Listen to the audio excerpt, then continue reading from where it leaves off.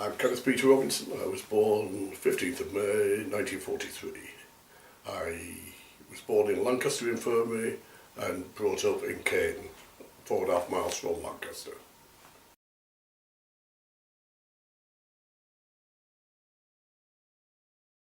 Okay, Ken, so did you want to just share some of your earliest memories from childhood? My most vivid memories of that time was that we lived in the croft of Caden. It was a weaver's house, which means it had attics where they used to have the looms in. And it had that green distemper on the walls. It had a massive old-fashioned range in the house. The coal house was in the front room. So when the coalman visited, the house was covered in coal dust. Mm-hmm. There was only one running tap in the house. The toilet for the house was about 10 yards up a field at the back in a kind of shed. You didn't have any sanitation really. I mean, bath night was amazing because the old tin bath came out and you was bathed. And you watched the mice running around the floor while you were sat in your bath. One of the biggest events of that time was that all the neighbours used to come in and they used to peg rugs because nobody could afford to buy a carpet. Why did you want to find out your family history? Was it sort of just curiosity, or do you think it's important for people to know their past? I can remember back to my childhood, because I used to sit quietly. I would get into an armchair and just do that. So I got a lot of conversation that I should never have heard. And a special time was on a Sunday when I was washed from head to foot and put in a shirt and clean trousers and sat on the flags outside and told not to move. I've got to say, I had a mother who was extremely strong-willed. She was blinkered, she was arrogant, she was all the things you want to say about her in the negative form, but she cared. My extended family, they were the most dysfunctional group of people you could ever meet. They didn't talk to each other.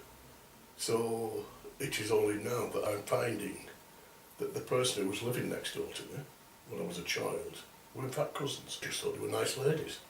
I didn't realise they were cousins. Nobody ever told me.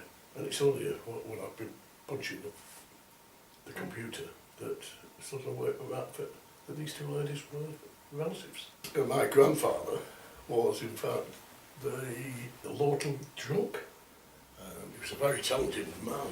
He could make anything he would turn his hands to. The problem was he drank a bottle of whiskey a day.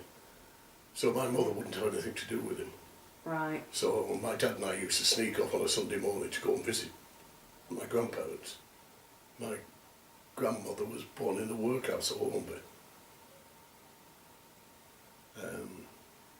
My great-mother lived in the workhouse, never came out. My grandfather on my mother's side wasn't in fact my grandfather, he was my step-grandfather. So what happened to my grandfather? So we had to go digging then. And then a lot came out of the woodwork. And how have you gone about tracing your sort of family history? How do you trace your family history? Yeah, I'm lucky because I come from a straight line of churches. Right. James the Less, St Paul's at Brookhouse, the Good Shepherd at Ray. They're all in those churchyards, all in the records. So the Robinson-Bowker line was very easy to trace. I think the main point of it all was that from somebody who came from a very dysfunctional family, it was scattered. There was no centre. It was actually to pull it all together and say, this is the package for future generations. So do you do these things online, or do you actually go to... Oh, just recently I've been going primarily online, using the 1911 census. But no, I go to Lancashire Records, the Irish Library, So wherever I think I can get information from. That's my great-great-grandfather. And he came from a place called Beetham on Tatum Fell.